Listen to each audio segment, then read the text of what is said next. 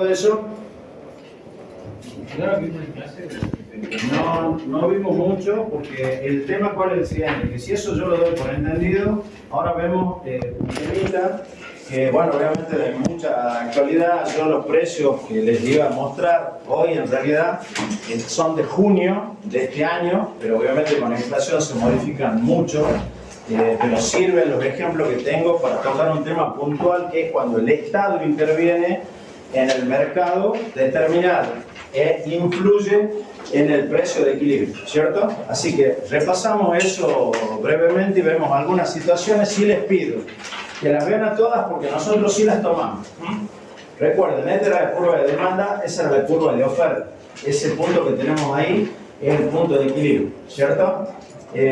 ¿Alguien tiene a mano, vos tenés ahí la bibliografía o no? Estaba a punto de decirle que en la aula virtual no hay nada. A la pucha. O sea, estamos... Bueno, yo, a ver, antes que arranquemos entonces, el día 30 de septiembre, viernes, el último viernes de este mes, sí, y el día 3 de octubre, que es el lunes siguiente, Madariaga le da las dos clases que tienen que ver con la teoría de proyecto. Así que anótenla, ese día no tienen clase conmigo, pero les sugiero que estén presentes porque ahí pueden preguntar todo lo que les parezca sobre el tema proyecto. 30 de septiembre, 3 de octubre. ¿Estamos? El viernes siguiente no hay clase porque es feriado, creo que es el 7.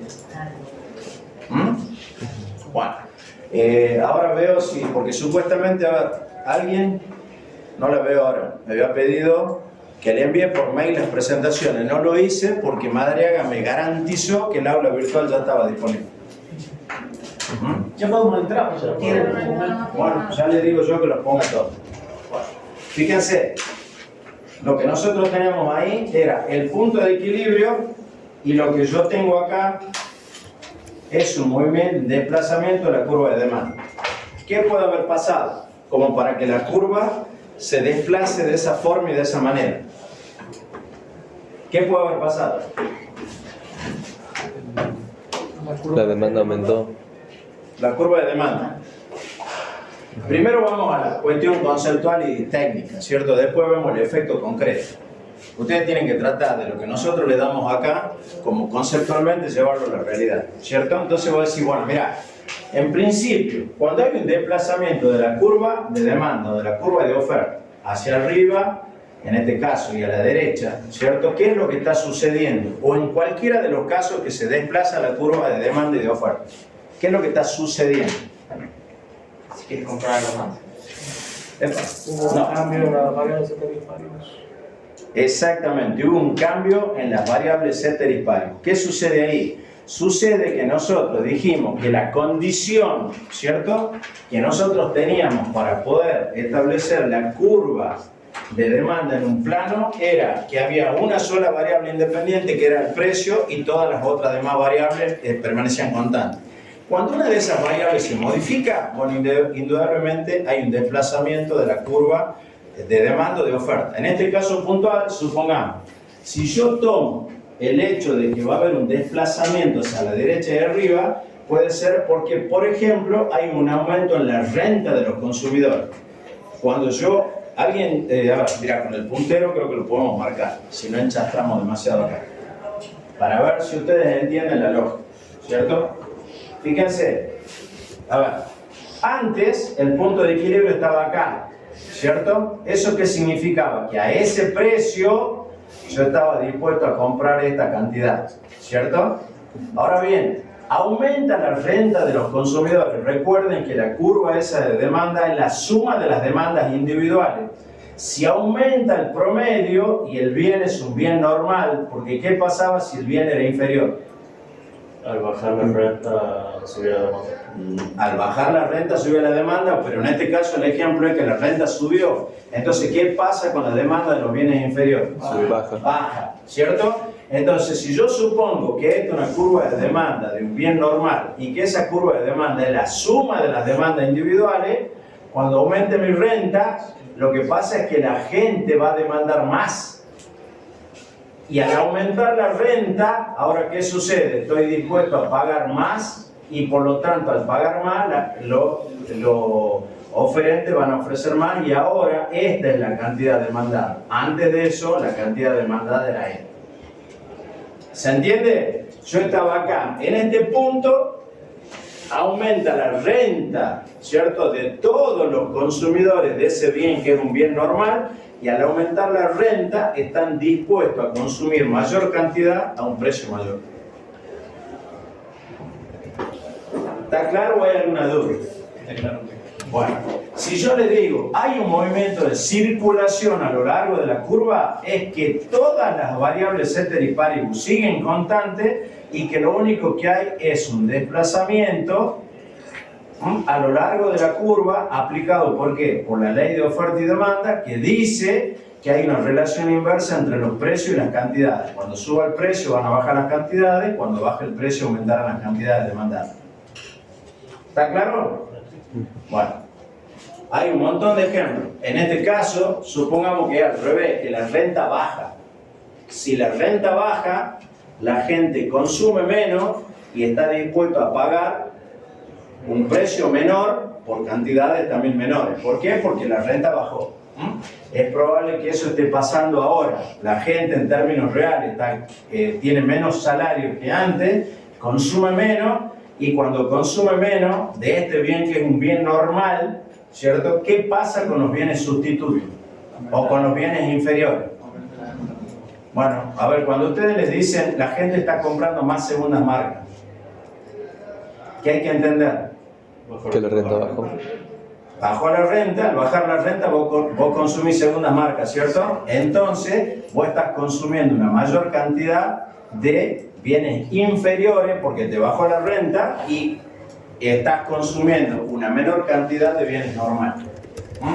Cuando si ustedes quieren traducir lo que ven, dice la gente ahora consume más cantidad de segundas y terceras marcas. Ustedes tienen que entender que está aplicando esta regla en que te dice que los bienes inferiores aumentan la demanda cuando cae tu renta. Entonces la gente está consumiendo productos de menor calidad, ¿cierto? Y los bienes normales, obviamente, que están cayendo en la cantidad demandada, ¿por qué? Porque es un bien que tiene una relación directa con la renta.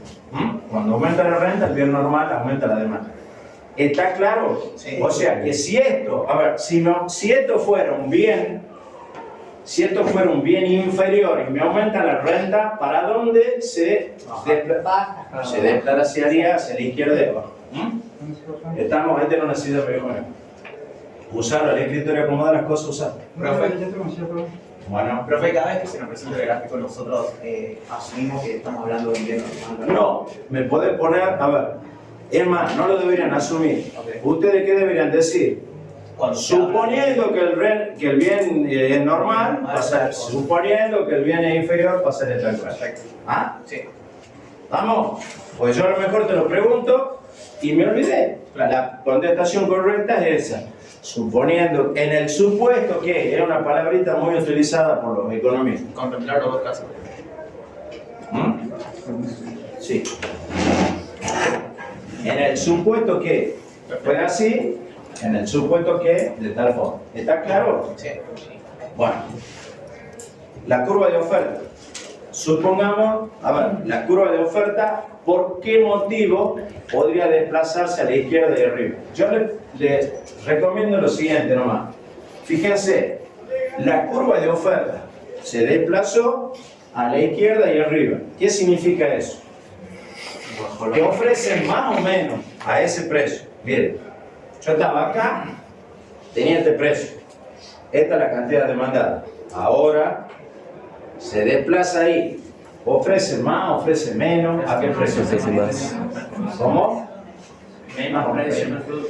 Más precio, menos producto. O sea que está ofreciendo menos. Claro. ¿Por qué? Y a un precio más caro. ¿Qué puede pasar? ¿Cómo? Bajó la recepción.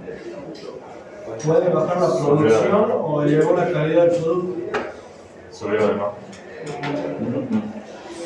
Si sube la demanda, no va a ofrecer más, no va a ofrecer menos, va a ofrecer más. Menos subvenciones del Estado. Puede ser, pero ¿qué sería menos subvenciones del Estado? O alguna. Aumento en la materia prima. ¿Cómo? Aumento de la materia prima. Aumentó el precio de los factores. Por ejemplo, puede suceder que vos fíjate, hay un conflicto con los vendedores de neumáticos, ¿cierto? Ustedes saben que no hay goma. Hay 3 fábricas de goma acá en la Argentina, están todas paradas hace 2 o 3 semanas. Hay un conflicto con el gremio, ¿cierto?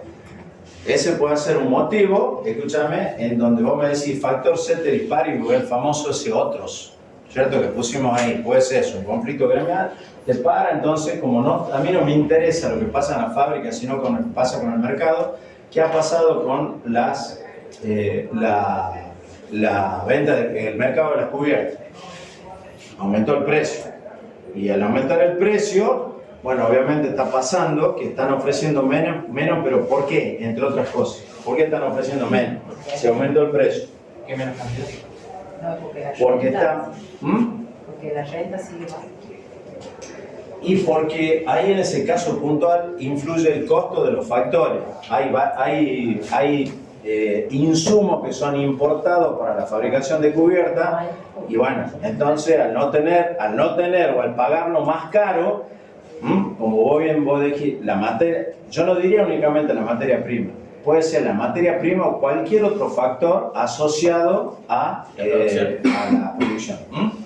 Cualquier factor productivo, al aumentar su costo, va a hacer que aumente el precio del producto, y al aumentar el precio del producto, ¿por qué se va a trasladar la curva? Bueno, porque obviamente también a ese precio hay una menor cantidad demandada.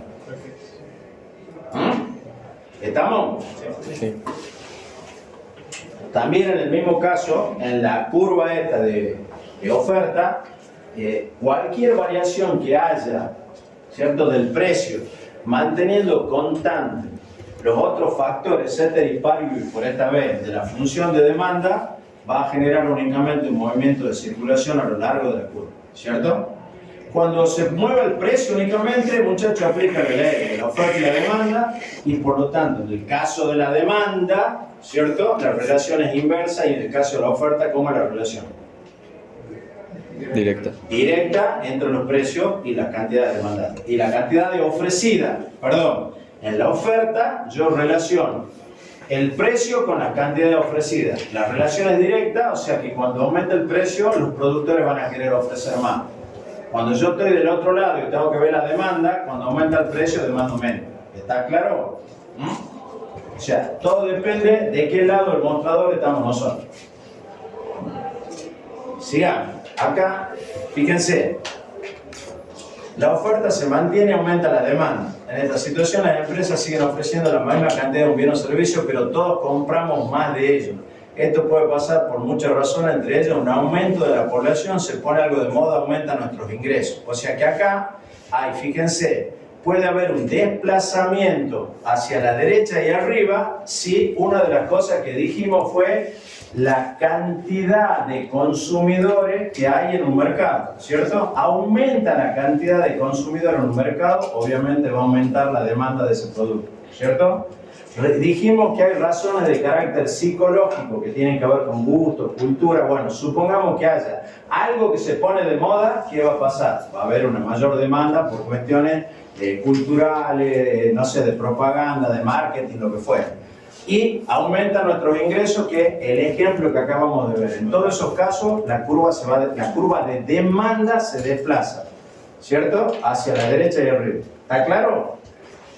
Dice, a ver, fíjense, puede ocurrir que suba el precio de un sustituto, bienes que nos aportan exactamente lo mismo. A ver, ¿recuerdan cuál era la definición que dimos de bienes sustitutos? ¿Cuál era la definición? Un bien que puede reemplazar a otro. ¿Cómo? Que cubre la misma necesidad que otro. Un bien sustituto es un bien que nos genera la misma satisfacción que otro bien diferente. O, como vos decís, podría reemplazar, ¿cierto? Ese es un bien sustituto. Entonces, supongamos, yo estoy tomando, no sé, supongamos que esté tomando Coca-Cola. Aumenta el precio de la Pepsi. ¿La gente va a consumir más o menos Coca-Cola? Más. Los que estaban consumiendo Pepsi van a pasar a consumir Coca-Cola. Por lo tanto, esta curva de demanda, ¿qué va a pasar? Va a pasar que la curva de demanda de la Coca-Cola se va a ir hacia arriba y a la derecha. Y la curva de demanda de la Pepsi va a bajar, ¿cierto? Estamos hablando dentro del mercado de las bebidas colas y dentro de ese mercado una demanda se va a disparar y otra demanda va a bajar. ¿Estamos? Entonces ese es el otro ejemplo que está puesto acá. La oferta cae y la demanda se mantiene. Una reducción en la oferta de las empresas hará que esta sea más cara. Puede suceder por un amplio abanico de motivos, desde que disminuya el número de empresas, obviamente. Si hay un número menor de empresas que está ofreciendo en ese mercado, ¿qué pasa con la curva de oferta? ¿Ofrece más o ofrece menos? Menos. Ofrece menos y a un precio mayor. Se va a desplazar. Fíjense, la tecnología. ¿Qué pasa si hay una empresa, por ejemplo, que tiene una tecnología antigua, ¿cierto? ¿Qué va a pasar en ese mercado? ¿Va a ofrecer más o ofrecer menos? Menos. Y si yo hago un cambio tecnológico, entonces voy a utilizar menos factores para producir la misma cantidad y por lo tanto voy a poder ofrecer mayor cantidad al mismo precio. ¿Estamos? Y también, como ahí comentaba el compañero, que aumenta el precio de los insumos, de los inputs, de la materia prima, de los factores. Ahí tienen 3 ejemplos de traslado, pero si ustedes se fijan, fíjense, acá hay otro. La oferta cae, la demanda aumenta. En este caso, ¿qué es lo que sucede?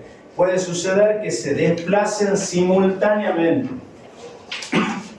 Entonces, fíjense, se produce un mix de los fenómenos visto anteriormente. Fíjense, en alguna ocasión los gobiernos aumentan su base monetaria de forma artificial. Es decir, usan la estrategia de fabricar y meter dinero habiendo en circulación más dinero de lo que realmente una economía necesita. Y otro factor son las expectativas. Puede existir la expectativa que haya un fuerte incremento de precio en el futuro. Y a ver, ¿qué dijimos? ¿Recuerdan? Las expectativas. Si yo pienso que al precio que está determinado bien va a aumentar en el futuro, ¿consumo más o consumo menos? Consumo más, ¿cierto? Y puede suceder que, por ejemplo, el gobierno ponga un impuesto a las empresas. Entonces se desplaza la curva de demanda porque veo que en el futuro ese bien va a valer mucho más que lo que vale ahora, por lo menos en términos de mi renta, ¿cierto? Y que a la vez aumenta el precio o le ponen un impuesto y por lo tanto la curva de oferta se eleva y ofrezco a mayores precios que estaba ofreciendo antes. ¿Está claro esto? También puede pasar que haya distintas circunstancias que haya en donde los desplazamientos se den de forma, digamos, conjunta. Ustedes lo único que tienen que pensar siempre es lo conceptual. ¿En qué caso la curva se va a desplazar? Si se desplaza, ¿hacia dónde? ¿Cómo y por qué? ¿Estamos? Y explicarlo. Porque nosotros le decimos, por ejemplo, miren, dame un ejemplo de por qué la curva de demanda de este bien se desplazaría a tal lugar. Ahí tienen que decir todo. Si fuera un bien inferior, si fuera un bien normal, podría desplazarse por esto, por aquello, por lo otro, explicarnos conceptualmente por qué se podría desplazar y cuáles serían todas las posibilidades. No le cuesta mucho, ¿por qué? Porque nosotros lo hemos puesto todas, fíjense. Acá está, estas son, desde acá para acá, son todas las variables ceteris paribus, ¿cierto? La renta, el precio de los productos el precio de los productos relacionados, ¿cierto? Las expectativas, los gustos, otros, ¿cierto? Y fíjense, entonces, ¿cuál era la variable endógena o independiente? El precio. Yo, para poder hacer la curva de demanda o de oferta, suponía, en este caso de demanda, que todos estos valores que están acá son constantes y la única variable independiente es el precio, ¿cierto? Cuando alguno de estos deja de ser constante y se convierte en una variable, ahí hay desplazamiento de la curva. En este caso de demanda, ¿cierto? Está explicado por qué y acá están todos los cambios posibles y qué es el efecto en la curva. Sí. Fíjate, acá está lo que me preguntaban, vos creo que me preguntabas, a ver, mira, ahí está. ¿Qué pasa? Acá tenés bien normal, bien inferior, fíjate que siempre hay una diferenciación. ¿Está claro esto? ¿A alguien le queda alguna duda? Hasta ahí. ¿Está claro? Está claro. Bueno. Esto sería con la oferta, ¿cierto? Los mismos movimientos en todos los casos y acá está otro ejemplo, fíjense. Esto sigue siendo la demanda. Todo esto está en el libro, por eso lo he puesto. Fíjense.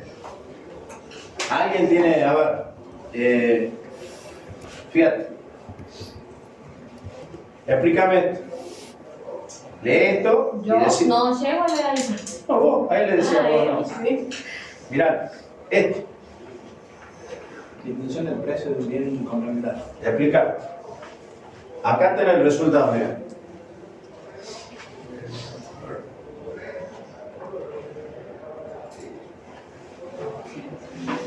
¿Qué es un bien complementario? Son aquellos bienes que precisan de otro para su consumo. Decilo fuerte para que lo escuchen. Aquellos bienes que precisan de otro bien para su consumo. Dijimos, por ejemplo, a ver, El azúcar ¿alguien? y el café. ¿Cómo? El azúcar y el café. Azúcar y el café. El que más le gusta a usted es el Fernet con coca. ¿O no? ¿Cierto? Entonces ahora vos fijate. Disminución del precio de un bien complementario. ¿Cierto? Baja el precio del Fernet. ¿Qué pasa con la coca? Aumenta el consumo. Entonces, ¿cómo se va a desplazar la curva de demanda? Porque son dos bienes, yo te digo lo mismo, azúcar y café, ¿cierto? Baja el precio del azúcar, si son complementarios, va a aumentar el consumo del café. Normalmente también tengan en cuenta que, aunque son bienes complementarios, las curvas se desplazan básicamente, a ver, teniendo en cuenta siempre el precio del complementario más caro. Si el precio del azúcar baja, no sé si te mueve el amperímetro, pero si sube o baja el precio del café, sí. Si sube el precio del café, ¿cuál podría ser el efecto inmediato? En el mercado de las infusiones. Baja el consumo de azúcar. No. Aumenta el consumo de bienes. Estoy hablando de la infusión. ¿Ah? Aumenta. Va a aumentar la demanda de cualquier otro sustituto, mate o té, ¿cierto? Eso sería lo que inmediatamente pasaría. Bueno, dejamos ver, ahora sí con la oferta. Vamos a ver los ejemplos que hay en el libro, yo los saqué de ahí para que no haya problema. Fíjense, esto es de las dos curvas, esto es lo mismo, seguimos todavía en demanda. Fíjense, la curva de demanda se desplaza a la derecha, la curva de oferta se desplaza a la izquierda. El precio de equilibrio, a veces nosotros le decimos, che, la curva de oferta, ¿cierto? ¿Qué pasa en tal caso? Suponete que yo te diga, aumenta la renta. Y te digo, escúchame, hay una baja en el precio de los factores. Bueno, sí, también se va a desplazar a la derecha, es decir, ahí tenés la curva de demanda, se desplaza a la derecha porque te aumentó la renta. Simultáneamente, hay una baja en el precio de los factores del bien que estamos hablando. Entonces, también la oferta se desplaza hacia la derecha. ¿Qué pasa con el punto de equilibrio? No sé cómo va a ser el equilibrio. Sí sé que las dos curvas se van a desplazar las dos a la derecha. ¿Se entiende eso o no se entiende? ¿Alguien tiene un marcador? Lo hacemos un minuto acá. ¿Alguien tiene un marcadorcito? ¿Vos tenés? ¿Alcanza? Tiralo. ¡Apa! La otra vez me la tiró de la cabeza. Mira, estamos en un caso así. No sé si se ve acá. ¿No? Estoy acá. Acá. Esta es la curva de demanda, ¿cierto? Esta es la curva de oferta. Entonces, analicemos esta, la curva de demanda. Aumenta la renta. Si aumenta la renta en este bien, ¿hacia dónde se va a desplazar esta curva? A la derecha, va a venir para acá. Si es normal, muy bien, está perfecto. Si es normal. Y ahora, simultáneamente, hay una baja en el precio de los factores de producción de ese bien. Entonces, esta que es la curva de oferta, ¿para dónde se va a desplazar? ¿Qué va a pasar cuando el precio de los factores de un bien se vuelve más barato? Puede ofrecer más al mismo precio. Para poder ofrecer más al mismo precio, entonces tiene que venir para acá. ¿Cierto? Entonces, ahora este es el nuevo punto de equilibrio. En donde, si vos te fijas, el precio aumentó un poquitito, pero la cantidad demandada aumentó mucho más.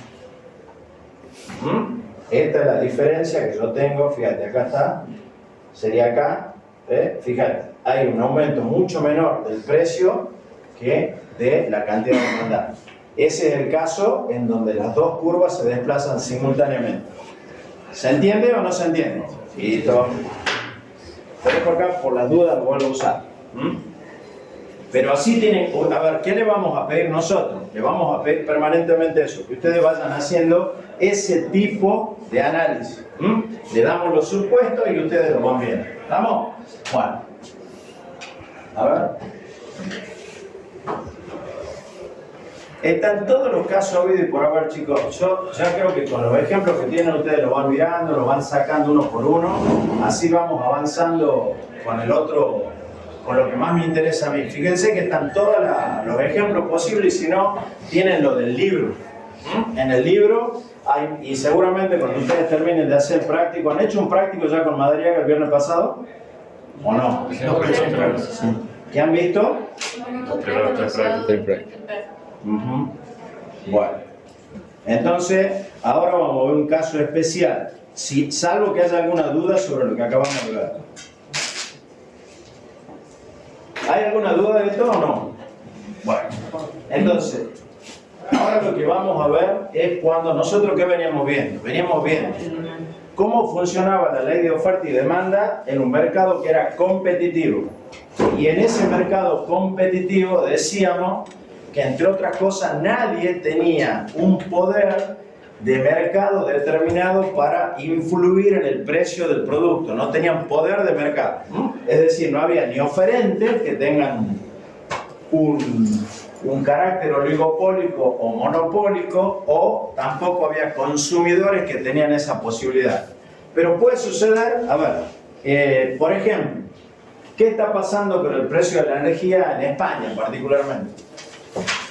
¿Qué ha pasado con el precio del gas en España? En Alemania también pasó. O en Alemania, bueno, ¿qué ha pasado? Depende de Rusia. Está bien, pero ¿qué ha generado eso? ¿Aumentos de qué tipo? ¿Aumentos de qué tipo? ¿Tenemos más oferta o menos oferta? Menos oferta, ¿cierto? Tenemos menos oferta. ¿Y qué ha pasado con los precios? Se han disparado. ¿Hasta qué punto más o menos? El precio del gas, sobre todo. ¿Qué porcentaje? 240, 250%. Entonces, ¿qué ha hecho España? Ha puesto un precio máximo. ¿Por qué? Porque en esos casos vos necesitas poner un precio máximo porque hay una situación de emergencia. Lo mismo pasó en Chile cuando fue el terremoto, entonces había problemas con el agua, determinado tipo de alimento, entonces ese muchacho, acá nadie puede obtener ganancias extraordinarias de una situación en donde obviamente el mercado no funciona. Si el mercado funcionara no habría problema, pero cuando hay disparadas de ese precio por causas que son extramercado, si se quiere, bueno, entonces el Estado interviene. Ese sería el motivo central por el cual el mercado, digamos, el Estado interviene en un mercado determinado y lo hace en algún caso beneficiando a los consumidores y en otro caso a los oferentes o los productores. Nosotros vamos a ver algunos de estos casos acá. Fíjense, esto es un repaso de lo que estuvimos viendo. ¿Alguien lo puede leer? Si tienen alguna duda, ¿pueden leerlo fuerte? Si hay alguna duda, lo explicamos. La intersección entre la curva de oferta y la demanda se denomina punto de equilibrio. Al equilibrio se le conoce también como aquella situación en la cual el mercado se vacía. Un mercado se encuentra en equilibrio cuando las cantidades de un bien que los consumidores están dispuestos a comprar coinciden con la cantidad de los productos que los productores están dispuestos a ofrecer. Esto solo va a ocurrir por un nivel de precios que se denomina precio de equilibrio. Los cambios a partir de una situación de equilibrio ocurrirán solo como resultado de la variación de un factor exógeno o ceteris paribus que desplacen la curva de la oferta o de la demanda. ¿Está claro? Sí. Es lo que vimos hasta acá, ¿cierto? Sí. Ahora veamos. Lo mismo. Esos son los desplazamientos. Y ahora fíjense. En algunos casos, como yo les acabo de mencionar, el Estado interviene. ¿Cómo interviene el Estado? Y el Estado interviene a través de un decreto, a través de una ley, a través de alguna circular, algún elemento que hace que que establezca precios superiores o inferiores a los del equilibrio, ¿cierto? Subvencionando, ¿esto qué significa? Que en un caso subsidio, y en este caso, cuando le pongo un impuesto, entonces desincentivo. A ver, el subsidio es un incentivo. ¿Para qué? Para que los consumidores compremos ese bien. Cuando le pongo un impuesto, lo que estoy haciendo es, a ver, puede ser el caso del impuesto que se le está poniendo, en este caso puntual, a los productos exportables del agro, como la soja. ¿Por qué le ponemos un impuesto? Que son las retenciones. Porque entendemos que el gobierno entiende que hay una ganancia extraordinaria. Hay mucha discusión sobre eso, ¿cierto? ¿Por qué? Porque hay gente que te dice, si hay una ganancia extraordinaria, grábame ganancia. ¿Por qué me tenés que grabar con un impuesto en la producción? Que además se traslada a los precios, y hay un montón de impuestos que son de carácter distorsivo, como por ejemplo los impuestos brutos, que no sé si alguno de ustedes tiene una caja de ahorro. Si usted tiene una caja de ahorro o un depósito y te hacen un pago de algún lado y vos figurás en la Dirección General Impositiva acá, aunque no tenga nada que ver con una transacción comercial, te aplican 3,5% de descuento por ingreso bruto, que no te lo devuelve nadie. Hubo un momento en que te daban a vos un préstamo inmobiliario, se lo sacó hace 2 o 3 años, te daban 5 millones para que haga una casa y te cobran el 3,5% del préstamo. Era una locura, ¿cierto? Porque obviamente la Argentina es uno de los países que tiene mayor presión impositiva. Recuerden, cuando nosotros vimos las primeras clases, decíamos que una de las críticas que se le hace al estado de bienestar y a la economía mixta es el nivel de impuestos, ¿cierto? Pero a ver, esa crítica está sustentada así, a ver, deja de ser tal si a través de esos impuestos que normalmente son altos, vos tenés algunos bienes, como seguridad, como salud, como educación de primera calidad, porque en la Argentina nos cobran impuestos como si estuviéramos en Finlandia, en Suecia o en cualquier país nórdico o escandinavo. Pero los servicios que tenemos son latinoamericanos. Entonces, no está mal que te cobren impuestos, en la medida que todo lo que te den sea de muy buena calidad y en función de los impuestos que te cobren. Por lo menos eso, vuelvo a decir, es una opinión mía, eso ya queda al criterio de cada uno de ustedes. Hay algunos que creen que no hay que cobrar impuestos. Yo creo que sí. Y también creo que los impuestos está bien que tengan determinado nivel de imposición. Pero de acuerdo a ese nivel de imposición tiene que ser la calidad de los servicios que el Estado te devuelve. Si no, obviamente todos vamos a renegar. Y además nos generan gastos suplementarios. Vos fíjate, supuestamente te cobran lo que vos tenés que cobrar, pero no tenés seguridad. Vos tenés que pagar seguridad privada, ¿cierto? O qué sé yo, o a lo mejor te dicen te cobro alumbrado, barrido y limpieza, y en tu casa vos ves la cloaca, ves la agua, bueno, eso obviamente va en contra de tu nivel y de tu calidad de vida. Recuerden, cuando lo veamos, hay una definición, no solamente se mide en la Argentina, sino en el mundo. A ver, si vos sos indigente o sos pobre, se mide otra categoría que es necesidades básicas insatisfechas, que no tiene si vos sos pobre o indigente, se mide en función de determinado nivel de ingreso. En cambio, si vos estás en la NBI, es por servicio que no tenés. Ponele que vos ganés 300.000 pesos, no sos pobre, no sos indigente, pero vivís en una casa en donde están hacinados, o vivís en una casa donde no tenés cloaca, o vivís en una calle que no tiene pavimento, o no tenés gas natural, sos pobre. Tenés cierto nivel de ingreso, pero vos hay un montón de necesidades básicas que son insatisfechas. Y además, en la Argentina nosotros medimos la pobreza por nivel de ingreso. Eso significa que se mide a nivel absoluto, ¿cierto? En Europa se mide a nivel relativo. O sea, a ver, si él este año gana $1 millón, que ojalá que lo gane, y yo sigo manteniendo mi nivel de ingreso, yo no soy más pobre a lo mejor en relación a ella, pero sí soy más pobre en relación a él.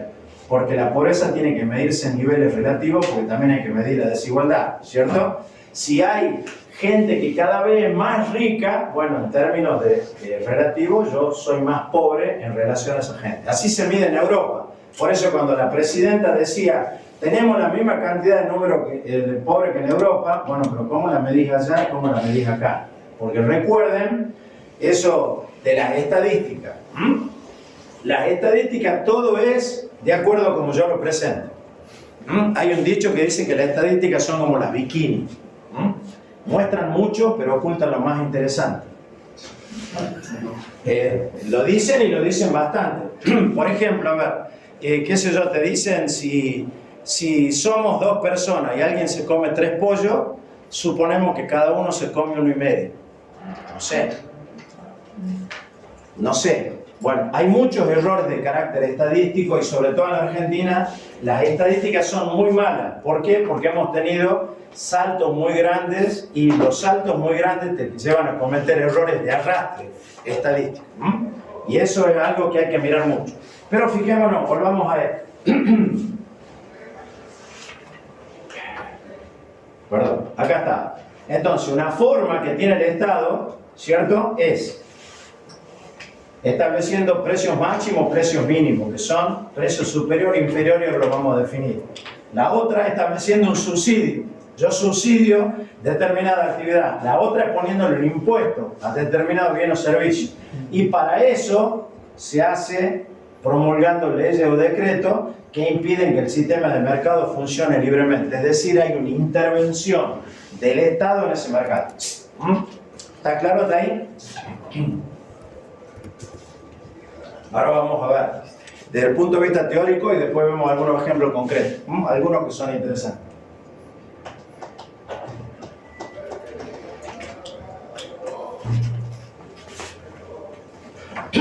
A ver si alguien lo puede leer fuerte. ¿Vos lo alcanzás a leer de ahí? Ese sí se tendría que leer, ¿no? Léelo bien fuerte. Si podés, no sé. Un precio máximo es un precio inferior al del equilibrio, fijado por autoridad competente, por encima del cual no se permite que éste fluctúe, aunque sí por debajo. Como consecuencia del establecimiento de un precio máximo, podría generarse una situación de escasez. Mírenle un poquitito y yo ahora le explico en la gráfica exactamente lo mismo. Tómense 10 segunditos para mirarlo, para grabarse el conceptito, no el concepto, ese texto, y yo se lo explico. Lo mismo, pero gráficamente.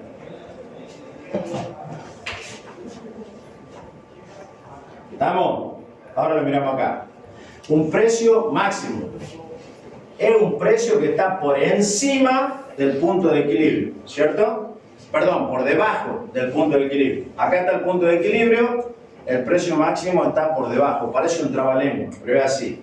Precio máximo por debajo del punto de equilibrio, ¿cierto? Por debajo del cual puede fluctuar, pero no por encima. Estamos acá, el punto de equilibrio está acá. El precio máximo está por debajo del punto de equilibrio, por abajo del cual puede fluctuar, pero no por encima. ¿Estamos? Esa es la definición. Ahora vamos a ver por qué decimos que genera escasez. Fíjense, se fija el precio máximo. A este precio, esta es la cantidad ofrecida. ¿Cierto? A este precio, los oferentes están dispuestos a ofrecer esta cantidad. Pero a ese precio, los demandantes están dispuestos a demandar esta cantidad. Entonces, hay una mayor demanda, una menor oferta, por lo tanto, este exceso de demanda me determina que hay una escasez. ¿Se entiende? Este es el precio de equilibrio, ¿cierto? A ese precio dijimos que se vacía el mercado, es decir, a ese precio los oferentes están dispuestos a ofrecer esta cantidad y a ese precio también los demandantes están dispuestos a demandar esa cantidad, ¿cierto? Ahora bien, viene la necesidad de poner un precio máximo. Por ejemplo, puede ser el gas ese en Europa, ¿cierto? Entonces se pone un precio máximo. ¿Por qué? Porque hay un problema, hay una emergencia o hay una actitud especulativa, lo que fuera. El Estado dice, tengo que intervenir, voy a poner un precio máximo. El precio máximo es un precio que está por abajo del equilibrio y a ese precio, ¿cierto? Los oferentes están dispuestos a ofrecer esta cantidad. Y a ese precio los demandantes están dispuestos a demandar esta cantidad. Acá hay un exceso de demanda. Esta diferencia entre la cantidad ofrecida y la cantidad demandada me indica que hay una escasez. ¿Está claro? ¿Se entiende o no? Bueno, fíjense, ahora alguien que lo lea, no sé, alguno que quiera lo lea fuerte, alguno que se anime. Dice, un precio mínimo es un precio superior al equilibrio, fijado por autoridad competente, por debajo del cual no se permite que éste fluctúe, aunque sí por encima. Como consecuencia, el establecimiento de un precio máximo podría generarse una situación de excedente. El mismo análisis, ¿cierto? Ahí está la curva. Acá está el punto de equilibrio, ¿cierto? Ahora voy a poner un precio mínimo. El precio mínimo es un precio que está por encima del punto de equilibrio, ¿cierto? Por arriba del cual puede fluctuar, pero no por abajo. ¿Estamos? ¿Se entiende eso? O sea, el precio mínimo es de acá para arriba. Para abajo no puede fluctuar, ¿cierto? Puede fluctuar hacia arriba. A ese precio, los demandantes ofrecen esta cantidad y los oferentes están dispuestos a ofrecer esta cantidad. Por lo tanto, acá hay un exceso de oferta y al haber un exceso de oferta, ¿qué es lo que hay? De demanda. ¿Cómo? ¿Quita de demanda? No, digamos que normalmente lo que sucede en algunos mercados, por ejemplo, en algún caso, Estados Unidos mismo, los yankees ponen un precio, en algún momento acá se ponía sostén para el trigo. Entonces vos tenés que sacar esta demanda del mercado. ¿Por qué? Porque ¿cómo establecen ellos? Ellos te dicen hay un precio máximo, ¿cierto? Lo que estén dispuestos a demandar los demandantes va a ser esta cantidad. ¿Qué haces con el resto?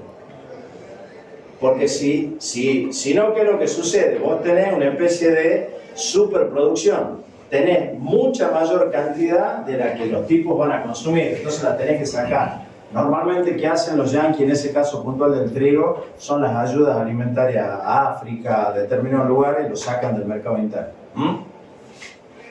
En este caso, es un caso puntual de precio mínimo. Nosotros vamos a ver algún ejemplo de los dos, reales y concretos acá en la Argentina. Lo importante es lo siguiente, que ustedes miren otra vez esto. Esta es la curva de demanda y de oferta. Establecer el precio mínimo. El precio mínimo es un precio que está por encima del punto de equilibrio, por encima del cual puede fluctuar, pero no por abajo. A ese precio mínimo, esta es la cantidad demandada. ¿Por qué? ¿Por qué vamos a demandar menos? Porque es más caro que el precio de equilibrio, entonces yo voy a demandar menos, ¿cierto? Y a esa cantidad, como está por encima del precio de equilibrio, los que ofrecen van a ofrecer más. Esto genera un exceso de oferta. ¿Estamos? El precio máximo es al revés. El precio máximo es un precio que está por debajo del punto de equilibrio, por abajo del cual puede fluctuar, pero no por arriba. Y cuando yo hago el análisis de la curva de demanda y de oferta, lo que sucede es que tengo escasez. ¿Por qué? Porque a ese precio que está por abajo del punto de equilibrio yo demando más, pero a ese precio los oferentes no están dispuestos a vender. ¿Estamos? Esto es lo mismo, solamente que ahí ustedes los tienen un poquito analizados conjuntamente. Acá está lo que sería el precio de equilibrio. ¿Este precio qué sería? El peso 1, mínimo, el precio mínimo. Y este peso 2, el precio máximo. Está el exceso de oferta o excedente. ¿Estamos? Sí. ¿Se entiende bien eso? Sí. Fíjense. Esto es un ejercicio tranqui, en donde ustedes pueden calcular. Lo dejo para que lo hagan. Capaz que lo pongo. Es muy simple. ¿Qué tengo que hacer acá? Tengo una curva de oferta y una curva de demanda. En el punto de equilibrio, la curva de oferta y demanda valen lo mismo. Entonces yo quiero saber el punto de equilibrio que tengo que hacer. Igualar la curva de oferta con la de demanda. Entonces fíjense, un pequeño problemita que se lo dejo resuelto, porque esto también en algún momento, a ver, ustedes seguramente lo ven con Madariaga, pero esto es un ejemplo recontra simple de cómo puedo determinar cantidades demandadas, precio, de equilibrio y todo lo demás. Ahí tienen, fíjense, en este caso es para determinar cuál sería la cantidad de equilibrio. Y a ese precio, digamos, hago unos pequeños análisis, saco otro tipo de cantidades cuando el precio sube, cuando el precio baja. Lo miran tranquilo, es simplemente un ejercicio muy simple para que ustedes vean cómo hay que trabajar con las curvas, ¿cierto? ¿Por qué? Porque me quiero detener en otro tipo de... darle un poquito más de tiempo a esto. Acá tenemos un ejemplo, ¿cierto? De precio mínimo que está en vigencia. A ver, algunos mientras yo estoy dando la clase, fíjense si pueden encontrar cuánto es el salario mínimo vital y móvil hoy. El valor que yo tengo de junio, pero aumentó por efecto de la inflación. ¿Cuánto? 51.200. ¿Cuánto? 51.200. 51.200. ¿Hasta cuándo? Porque va cambiando. Antes se establecían dos valores de precio mínimo, septiembre y enero creo, ¿cierto? Ahora, con este tema de la inflación se anticipan. Los plazos, digamos, se van regulando un poco mayor. Vamos a ver varias cosas de acá con esto. A ver. Sí, ¿vos querés preguntar algo? No, está por preguntar quién quería leer. ¿Cómo? Está por preguntar quién quería leer. A ver, ya debo. ¿Puedes leerlo? ¿Puedes leerlo? Salario mínimo vital y móvil. En el mercado de trabajo por razones de justicia social se considera que todo argentino debe tener un salario mínimo que garantice niveles de vida dignos. Ahora lee bien fuerte y despacito esto. De acuerdo a la Ley de Contrato de Trabajo, el salario mínimo vital y móvil se define como la menor remuneración que debe percibir en efectivo el trabajador sin cargas de familia, en una jornada legal de trabajo, de modo que le asegure alimentación adecuada, vivienda digna, educación, vestuario, asistencia sanitaria, transporte y esparcimiento, vacaciones y previsión. Vuelve a leer desde acá. Desde ahí. El trabajador sin cargas de familia en su jornada legal de trabajo, de modo que le asegure alimentación adecuada, vivienda digna, educación, vestuario, asistencia sanitaria, transporte y esparcimiento, vacaciones y previsión. ¿Cuánto era el monto? 51.200. ¿Cuánto? 50. 51. Las zapatillas salen 20.000 pesos. Un pantalón, no sé, 10.000, 12. ¿Cierto? Estamos hablando de un vaquero, lo demás. ¿Cómo? Vacaciones, fíjense. Bueno. Y después, por último, muchas veces algunos creen que esto fue hecho por el peronismo, como muchas veces se habla de la jornada de 8 horas, o se habla de este tipo, digamos, de ventaja, no de ventaja, de establecimiento de ventaja para los trabajadores. Y esto fue hecho por Ilia en el año 64, solamente que tenía esta función. A partir de ahí se fue desvirtuando. Ahora la pregunta sería la siguiente. Si no cumple con este rol, ¿para qué se establece? ¿Para qué serviría? ¿Para qué serviría? Porque aunque no cumple con esto, es como un indicador. Si no hubiera un salario mínimo vital y móvil, ¿cuántos creen ustedes que serían los salarios negros? Porque, a ver, ¿cuánta gente gana menos que el salario mínimo vital y móvil trabajando las 8 horas? Mucho. Entonces, si no tuviera eso, que vos decís, no, pero pará, si el salario mínimo es tanto, bueno, y es de un trabajador, hay gente que tiene familia y lo demás, y gana, la verdad, que el nivel de los salarios en la Argentina ha caído casi un 20, un 25% de acuerdo a los mismos datos que establece el Ministerio de Trabajo. Hay un índice que se llama RIPTE, que es el salario promedio de todos los trabajadores en relación de dependencia. En el caso nuestro, de los docentes universitarios, se llama RIPDUM. Y cuando uno mira, uno ve ahí cuál es la caída en el salario real. ¿Por qué? Porque obviamente se mide contra la inflación. Y cuando vos ves que las paritarias están por abajo de la inflación, obviamente hay una caída del salario real.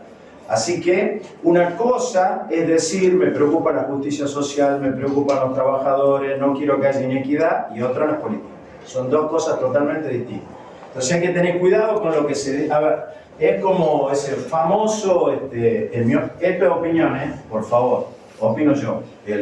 Ustedes pueden pensar y me pueden decir si estoy equivocado o no. Esto ya es otra cuestión. Tiene que ver con lo que es lo que hemos dicho en algún momento, la economía de carácter normativa. Los valores, los principios, la ideología de cada uno, ¿cierto? Entonces cada uno puede pensar de distinta manera. Yo siempre creo que en economía, como en muchas cosas, hay que aplicar lo que decía Jesús. Por los frutos los conoceréis. No importa lo que yo diga, importa lo que yo haga. A veces nosotros nos confundimos porque hay gente que nos chamulla bien, pero si yo pierdo plata, no haría negocio. Entonces, fíjense, esto es donde se toma esa decisión. El consejo en el Ministerio de Trabajo y Seguridad Social, y acá están. De un lado, estos son todos los empresarios, estos son los gorditos de la CGT, y acá también. Tan gordito, ¿no? Estos son, fíjense, algunos hasta junio, por eso le decía el valor que tenía. Yo normalmente lo actualizaba 2 veces al año, pero ya la verdad es que uno le pierde porque lo van actualizando mucho más. Esto lo que vos tenés acá es 51 y chirola, debe haber un aumento porcentual, entonces todos estos valores, a ver si esto es 51, debe ser un 20-25% más. Todos estos valores también hay que actualizarlos 20-25% más a hoy, y hay que ver que esos valores probablemente en noviembre se vuelvan a actualizar y enero-febrero se van a volver a actualizar. ¿Cierto? Entonces, vamos a hacer, fíjense, acá, mira, acá tienen, fíjense, sí lo he puesto, solamente que me quedé acá, en abril del 2022, miren todas las variaciones que tuvo en un año. Obviamente esto es fruto del proceso inflacionario que estamos viviendo. Esto ustedes lo pueden ver tranquilamente en el INDEC, ¿no? Y por eso puse esto que sube, pero nominalmente, no en términos reales. Acá lo que nosotros vemos es que está bien, nominalmente aumenta, pero habría que ver si el poder adquisitivo de estos 39.000 pesos es el mismo que este poder adquisitivo de los 23.500. Que es lo que a mí me importa. Ustedes recuerden que siempre yo voy a decir, che, lo real me importa, no me importa lo nominal. Eso cuando hay mucha inflación, ustedes lo van a escuchar. Ilusión monetaria se llama. No sé si lo han escuchado el término. Yo me hago la ilusión de que gano más, pero nada que ver. Eso es, tengo, si ustedes quieren, más papeles, pero no tengo poder adquisitivo. Sí. ¿Cómo andar?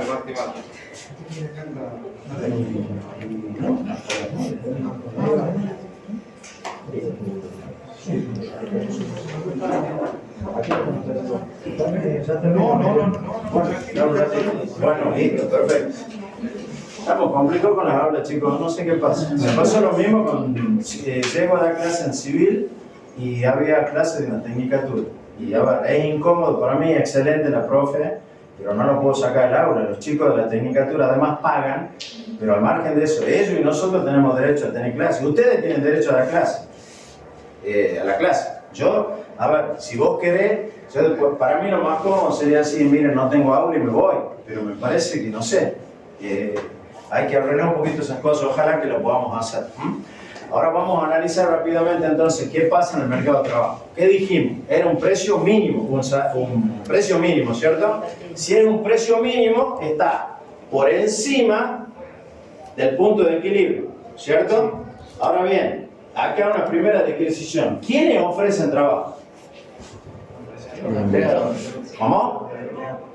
¿Quiénes ofrecen trabajo? ¿Qué opinas vos? ¿Quiénes ofrecen trabajo? Los empresarios. ¿Quién está de acuerdo? Levanten la mano, ¿quién está de acuerdo? Levanten la mano, una voten ustedes. ¿Y los demás qué opinan?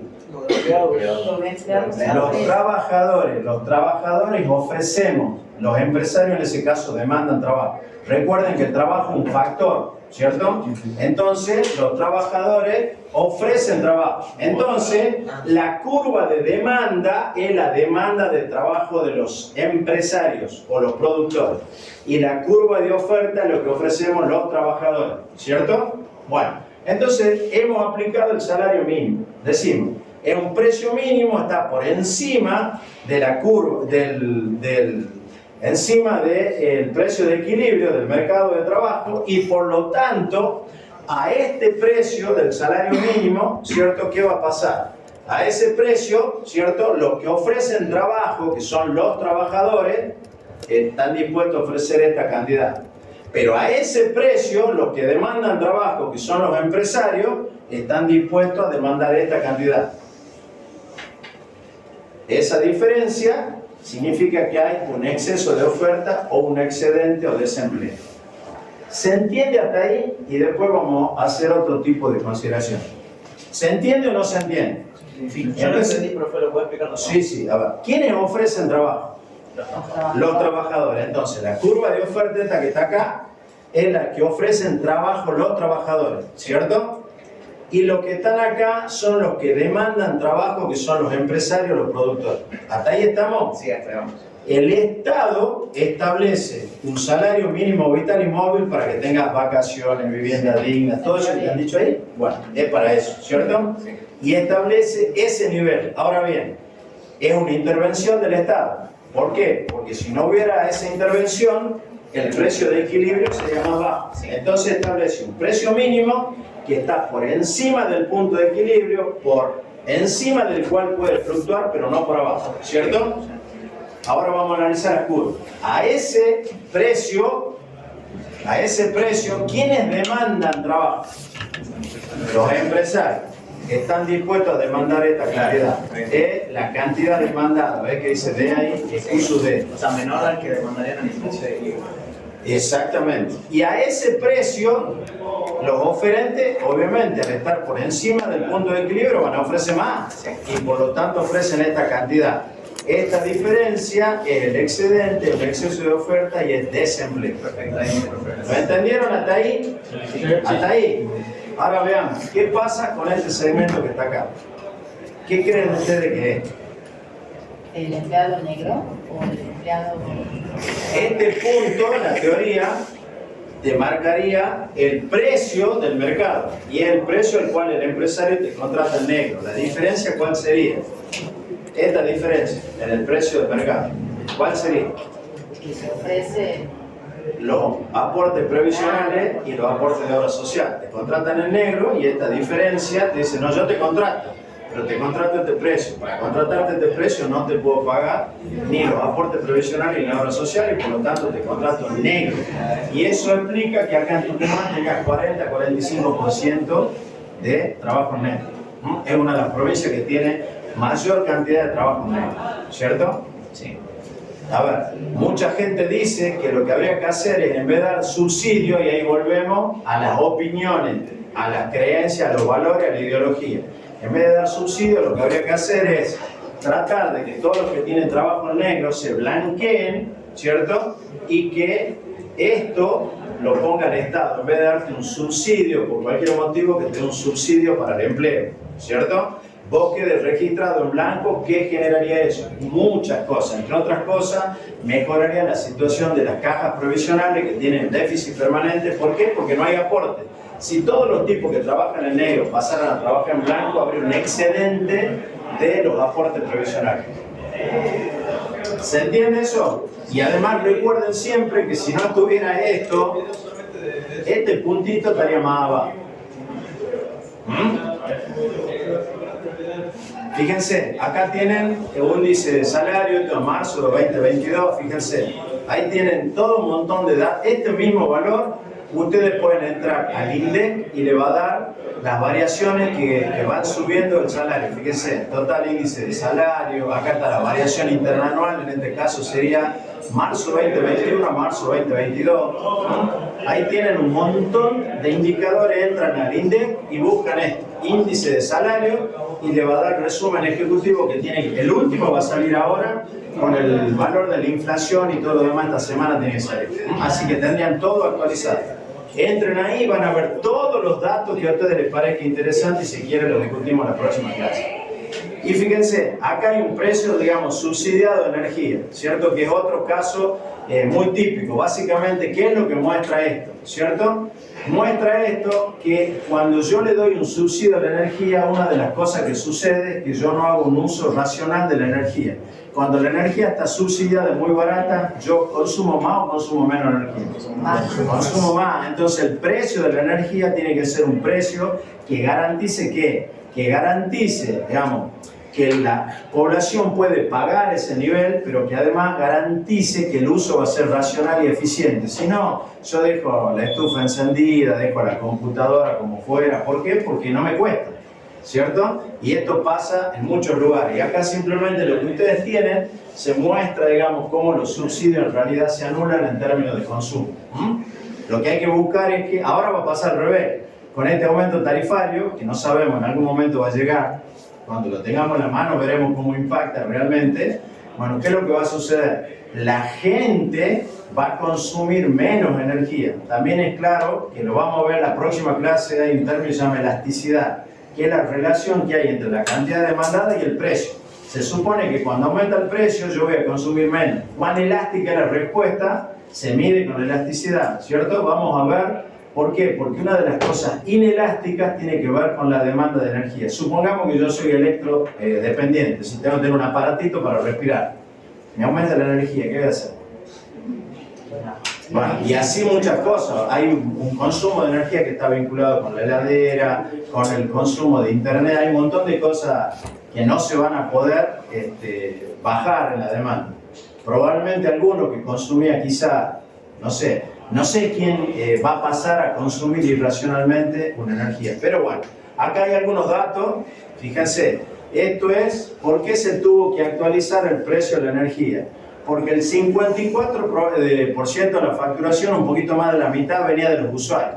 Y el otro 46% lo pagaba con subsidio del Estado. Obviamente un Estado que tiene déficit fiscal y que tiene que emitir a los efectos de poder subsanar ese déficit fiscal, genera, a ver, es lo mismo, ¿por qué? Porque no lo pago en la energía, pero lo termino pagando con otros bienes porque la inflación tiene un costo. El Estado no lo paga porque puede aumentar la base monetaria en el mismo porcentaje que la inflación, pero yo no puedo, especialmente aquellos que están atados a un ingreso fijo, capaz que tener una energía barata, pero tener un montón de bienes que van aumentando por inflación y por lo tanto lo pagas por otro lado. Pero todos lo pagamos igual, siempre hay que pagar. Fíjense, los costos, fíjense, son los subsidios en el primer trimestre del 2022. Medido contra el primer trimestre del 2021 subieron un 180% anual. Y acá está la fuente, que yo siempre les pido. Ahí tienen la fuente, elaborada por el Instituto de Sol. ¿Para qué? Para que ustedes puedan verificar si es una fuente, a ver, que tiene algún grado de validez o no. Ustedes cuando me pongan un dato, pónganme la fuente. Y si no, digan esto una opinión. Pero si no, esos datos que están ahí los pueden ver en ese lugar. Y acá también, fíjense, hay otros datos. Acá está el link, y acá esta Asociación Argentina de Presupuesto y Administración les muestra transferencias de carácter económico, son muy simples, que están en la ley de presupuesto, entonces ustedes pueden verificar esos datos que están ahí. Esto es un precio mínimo de sostén, es lo mismo, la yerba mate. La yerba mate tiene un precio que normalmente lo pone el Instituto Nacional de Yerba Mate, ¿cierto? Nosotros acá en la Argentina, en Tucumán, cuando veamos dinero, vamos a ver que no tenemos un precio sostén, pero acá hay otra forma de sostener el precio del azúcar, que es la maquila. Los productores, los cañeros le entregan caña y los industriales le entregan cantidades de azúcar. Pero ¿por qué reniegan los productores, los cañeros? ¿Por qué reniegan? Porque con la caña, además de azúcar, ¿qué se hace? Alcohol. ¿Cómo? Alcohol. Alcohol. ¿Y el precio del alcohol cómo está en relación del azúcar?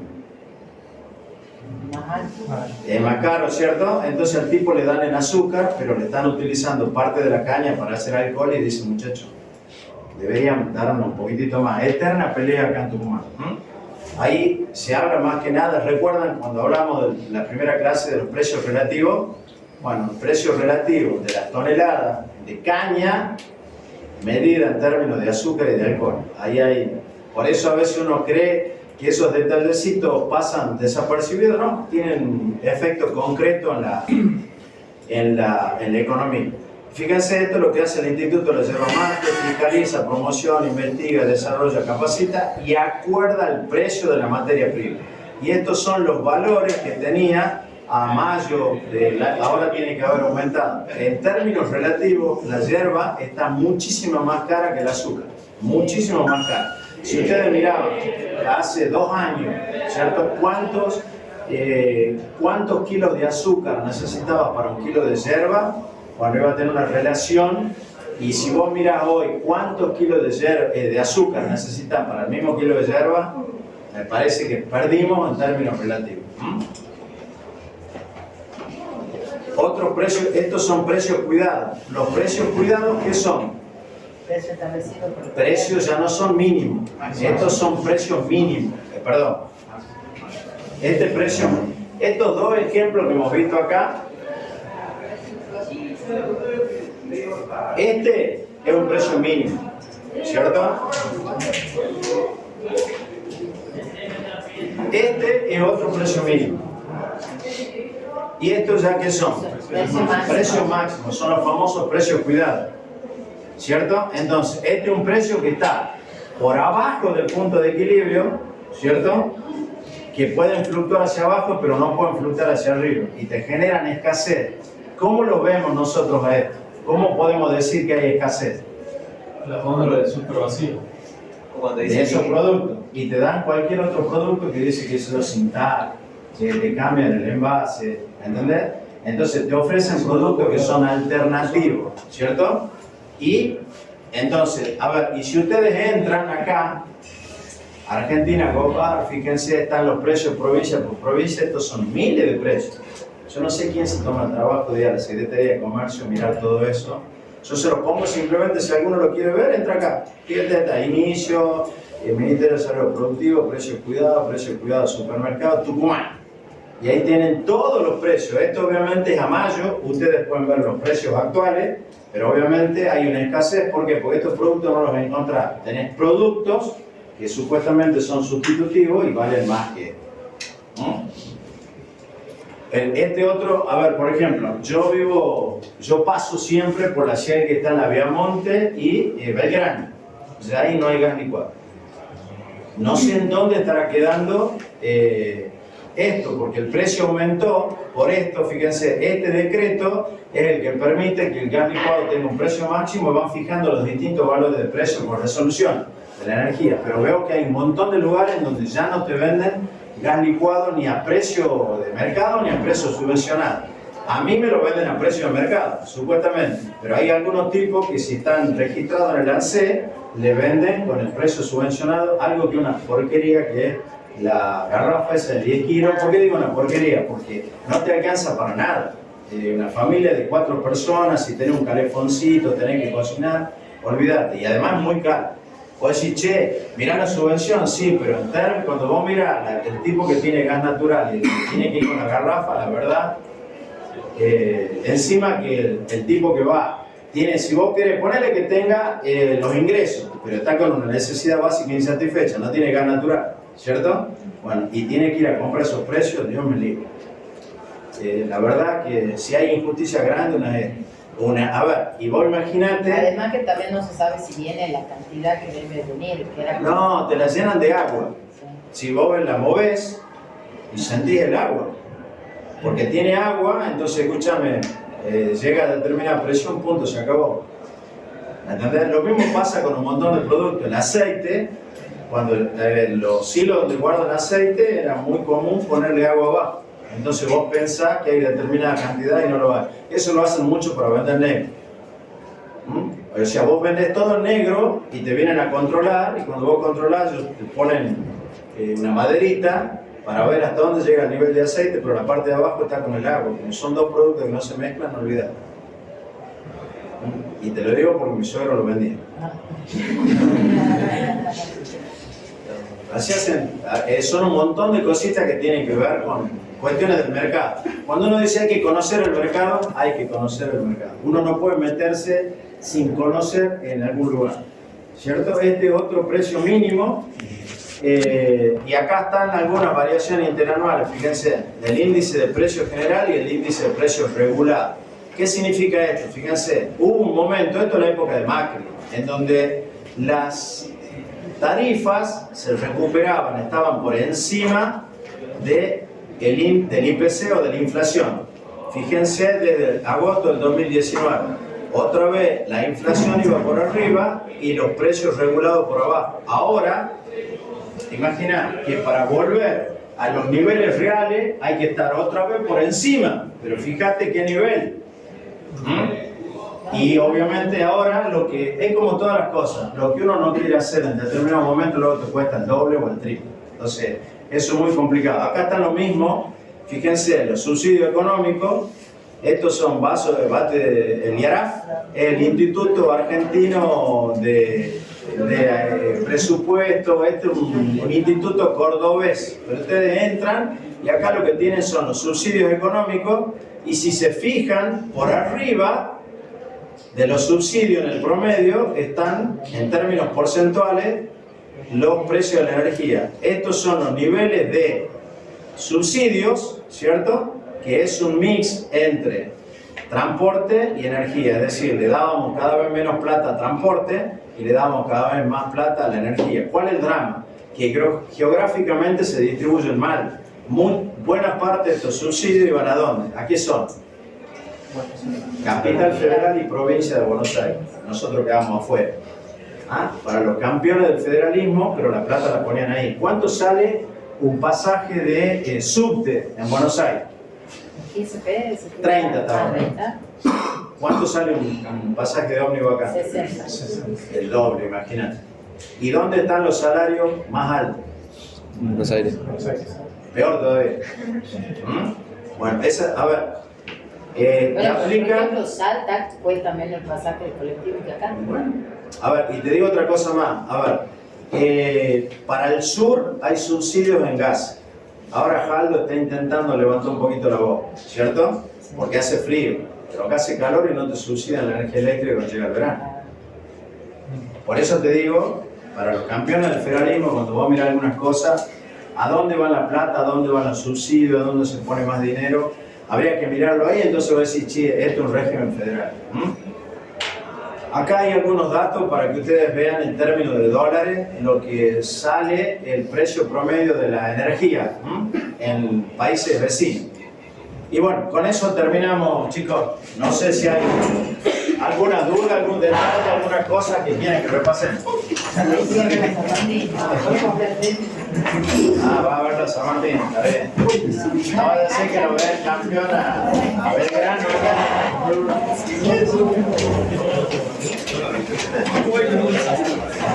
Bueno chicos, entonces recuerden, yo les doy clase este viernes, el próximo lunes. No sé si qué pasa con la actividad de la semana, se actividad normal, quiero creer, el día del estudiante y lo demás, pero... Así que yo les doy clases, estas 3 clases tienen conmigo, pero recuerden esto, que el 30 de septiembre y el 3 de octubre tienen proyecto con el Inge Madariaga. Es muy importante.